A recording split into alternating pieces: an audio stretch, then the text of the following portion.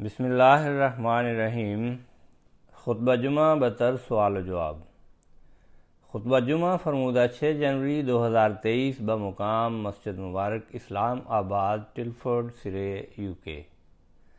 سوال نمبر 1،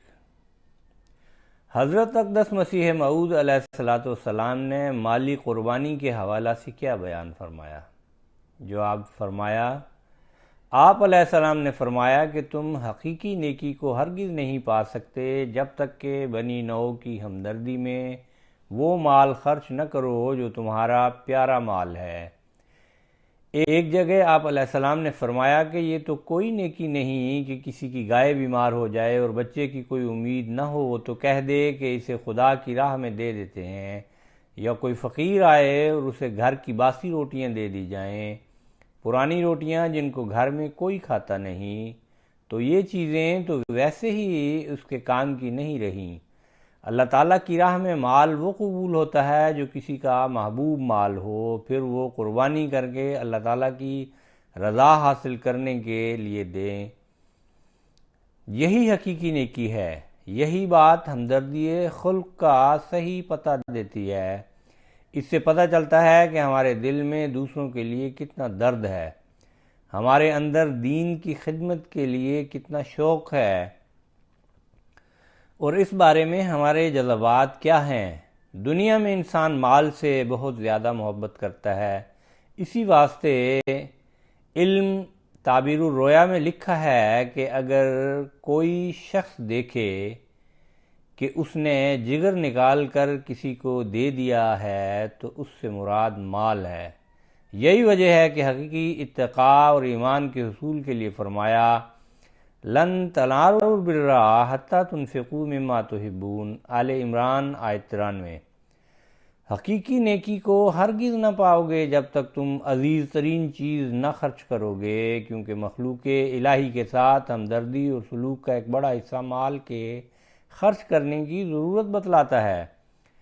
اور ابنائے جنس اور مخلوق خدا کی ہمدردی ایک ایسی شے ہے جو ایمان کا دوسرا جزو ہے، جس کے بدون ایمان کامل اور راسخ نہیں ہوتا۔ جب تک انسان اثار نہ کرے دوسرے کو نفع کیوں کر پہنچا سکتا ہے؟ دوسرے کی نفع رسانی اور ہمدردی کے لیے ایثار ضروری شے ہے۔ پس مال کا اللہ تعالیٰ کی راہ میں خرچ کرنا بھی انسان کی سعادت اور تقوی شعاری کا معیار اور محک ہے۔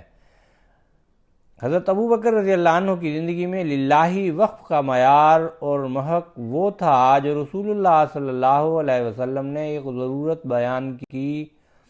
اور وہ کل اساس البیت لے کر حاضر ہو گئے۔ سوال نمبر 2، حضور انور ایدہ اللہ تعالیٰ بنصر العزیز نے حضرت خلیفۃ المسیح اول رضی اللہ عنہ اور صحابہ کرام رضوان اللہ علیہم کی مالی قربانی کے حوالہ سے کیا بیان فرمایا؟ جواب فرمایا، حضرت مسیح موعود علیہ السلام کے زمانے میں ہم دیکھتے ہیں تو آپ علیہ السلام کے مشن کو پورا کرنے کے لیے جو اشاعت لٹریچر ہے اور اشاعت اسلام کے لیے ہے، اعلیٰ ترین مثال حضرت حکیم مولانا نور الدین خلیفۃ المسیح اول رضی اللہ عنہ نے قائم فرمائی۔ چنانچہ حضرت مسیح موعود علیہ السلام کو آپ رضی اللہ عنہ نے لکھا، جس کا ذکر خود حضرت مسیح موعود علیہ السلام نے فرمایا کہ میں آپ کی راہ میں قربان ہوں، میرا جو کچھ ہے میرا نہیں آپ علیہ السلام کا ہے۔ حضرت پیر و مرشد میں کمال راستی سے عرض کرتا ہوں کہ میرا سارا مال و دولت اگر دینی اشاعت میں خرچ ہو جائے تو میں مراد کو پہنچ گیا۔ پھر لکھا کہ مجھے آپ سے نسبت فاروقی ہے اور سب کچھ اس راہ میں فدا کرنے کے لیے تیار ہوں۔ دعا فرمائیں کہ میری موت صدیقوں کی موت ہو۔ اسی طرح حضرت مسیح موعود علیہ السلام کے بہت سے صحابہ رضوان اللہ علیہم تھے جنہوں نے اپنی اپنی استعدادوں کے مطابق قربانیاں دیں، اور ایسی ایسی قربانیاں دیں کہ حضرت مسیح موعود علیہ السلام نے فرمایا کہ مجھے ان کی قربانیاں دیکھ کر حیرت ہوتی ہے، یہ قربانیاں کیوں دیں؟ اس لیے کہ حضرت مسیح موعود علیہ السلام کے مشن جو اشاعت اسلام کا مشن ہے اس میں آپ کے مددگار بنے، اس لیے کہ مخلوق سے ہمدردی کا درد رکھتے ہوئے انہیں بھی حضرت صلی اللہ علیہ وسلم کے غلام صادق کی جماعت میں شامل کرنے کے لیے قربانی پیش کریں۔ سوال نمبر 3، حضور انور ایدہ اللہ تعالی بنصر العزیز نے تحریک وقف جدید اور اس کی توسیع کی بابت کیا بیان فرمایا؟ جواب، فرمایا حضرت مسلم موعود رضی اللہ عنہ نے 1957 میں اس تحریک کو شروع فرمایا جو دیہاتوں میں تربیت و تبلیغ کے لیے آپ رضی اللہ عنہ نے شروع فرمائی، جو پہلے صرف پاکستان تک ہی محدود تھی، پھر خلافت رابعہ میں اس کو وسعت دے کر تمام ممالک تک پھیلا دیا گیا، اور جو ترقی یافتہ ممالک ہیں ان کی اس چندے کی رقم افریقہ کے ممالک میں تربیت و تبلیغ پر خرچ کرنے کا ارشاد حضرت خلیفۃ المسیح رابع رحمہ اللہ نے فرمایا تھا،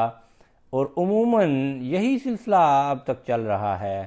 اس چندے کی آمد کو افریقہ میں اور دوسرے غریب ممالک میں خرچ کیا جاتا ہے۔ احباب جماعت اللہ تعالیٰ کے فضل سے بڑھ چڑھ کر اس میں حصہ لیتے ہیں، لیکن یہ نہیں کہ افریقہ کے اور دوسرے ترقی یافتہ یا ترقی پذیر ممالک کے آمدی اس میں حصہ نہیں لے رہے۔ ان لوگوں کی قربانیاں بھی ان کی آمد اور حالات کے مطابق قابل تعریف ہیں، لیکن زائد اخراجات بہرحال امیر ملکوں کے چندوں سے پورے کیے جاتے ہیں۔ سوال نمبر 4، حضور انور ایدہ اللہ تعالی بنصر عزیز نے گنی کناکری کی جماعت منسایا کے امام مسجد کی مالی قربانی کی بابت کیا بیان فرمایا؟ جواب، فرمایا وہاں کے مشنری کہتے ہیں کہ اشرا وقف جدید منا رہے تھے۔ احباب جماعت کو مسجد میں اور انفرادی طور پر چندہ وقف جدید کی اہمیت اور برکت بتاتے ہوئے اس بابرکت تحریک میں شامل ہونے کی طرف توجہ دلا رہے تھے کہ گاؤں کے مسجد کے امام ابو بکر کمارا صاحب جو حال ہی میں احمدی ہوئے ہیں، انہوں نے کہا کہ پہلے میں چندہ ادا کروں گا کیونکہ ہمیں دوسروں کے لیے نمونہ بننا چاہیے۔ اب یہ حالت بھی ہے، یہ نہیں ہے کہ خود تو تحریک میں حصہ نہ لیں اور دوسروں کو کہیں، بلکہ خود بھی کہتے ہیں کہ پہلے ہمیں تحریک کرنی چاہیے۔ لہذا انہوں نے اپنی جیب میں موجود 10,000 فرانک گنی چندے میں ادا کر دیا، اور بعد میں یہ ملنے آئے اور انہوں نے بتایا کہ وہ چندہ تو میں نے دے دیا تھا، لیکن کچھ دیر کے بعد ہی میرے ایک دوست نے مجھے 15 لاکھ فرانک تحفہ بھجوائے، اور کہتے ہیں جو میں سمجھتا ہوں میری اس قربانی کے نتیجے میں ہی اللہ تعالیٰ نے یہ مجھے عطا فرمایا۔ کہتے ہیں اب میں پہلے سے اور بڑھ کر اور باقاعدگی سے چندوں میں حصہ لیا کروں گا۔ سوال نمبر 5، حضور انور ایدہ اللہ تعالیٰ بنصر عزیز نے تنزانیہ کی ایک خاتون کی مالی قربانی کی بابت کیا بیان فرمایا؟ جواب، فرمایا تنزانیہ کے امیر صاحب لکھتے ہیں ایک جماعت کی ایک خاتون نے بتایا کہ ایک دن وہ گھر کی خریداری کے لیے بازار جا رہی تھیں، رستے میں معلم سے ملاقات ہو گئی، اس نے چندہ وقف جدید کے بارے میں بتایا اور اس کی ادائیگی کی طرف توجہ دلائی، تو کہتی ہیں میں نے اسے کہا کہ میرے پاس اس وقت 2000 شلنگ ہیں، بازار سے میں سودا لینے جا رہی ہوں، تو 1000 شلنگ چندہ ادا کر دیا اور باقی 1000 کا اپنا سامان خرید لوں گی۔ کہتی ہیں وہاں مجھے خاتون نے پیچھے سے آواز دی جس نے کچھ عرصہ پہلے مجھ سے 5000 شلنگ لیے ہوئے تھے، اور لمبا عرصہ گزر گیا تھا جس کی واپسی کی مجھے اب امید بھی نہیں تھی۔ اس خاتون نے آواز دے کر وہ 5000 شلنگ مجھے دیے کہ یہ تمہارا قرض تھا جو میں نے واپس کرنا تھا۔ پھر وہ دوبارہ معلم کے پاس واپس آئیں اور کہا کہ یہ تو چندے کی برکت سے مجھے اللہ تعالیٰ نے عطا فرما دیا، اس لیے مزید 1000 شلنگ چندہ ادا کر دیا۔ سوال نمبر 6، حضور انور ایدہ اللہ تعالیٰ بنصر عزیز نے نائجیریا کے ایک احمدی کی مالی قربانی کی بابت کیا بیان فرمایا؟ جواب، فرمایا نائجیریا کے مبلغ ہیں، کہتے ہیں کانو اسٹیٹ کے ایک احمدی دوست ناصر صاحب ہیں، انہوں نے کہا کہ 3 سال سے بغیر جاب کے پریشان تھا، مجھے خیال آیا کہ کیوں نہ میں اپنی استطاعت کے مطابق دوبارہ چندہ دینا شروع کر دوں۔ جاب نہیں تھا تو چندہ بھی بند کیا ہوا تھا، کہتے ہیں جو کچھ ہے اس کے مطابق چندہ تو دینا شروع کروں۔ مربی صاحب کہتے ہیں کہ پچھلے سال جون کے مہینہ سے چندہ دینا شروع کیا، اور وہ مربی صاحب کو بتا رہے ہیں، کہتے ہیں ابھی 3 مہینے نہیں گزرے تھے کہ مجھ سے ایک دوست نے رابطہ کیا کہ کمپنی کو مارکیٹنگ کے لیے ایک آسامی درکار ہے، اور اس طرح اس کمپنی نے مجھے ہائر کر لیا، اور اس کمپنی کا یہ اپنی طرز کا پہلا کانٹریکٹ تھا۔ کہتے ہیں مجھے یقین ہو گیا کہ یہ جو اتنے عرصے کے بعد مجھے ملازمت ملی یا مجھے کاروبار یا کام ملا، یہ اس چندے کی برکت ہے۔ سوال نمبر 7، حضور انور ایدہ اللہ تعالیٰ بنصر عزیز نے مارشل آئی لینڈ کی ایک خاتون کی مالی قربانی کی بابت کیا بیان فرمایا؟ جواب فرمایا،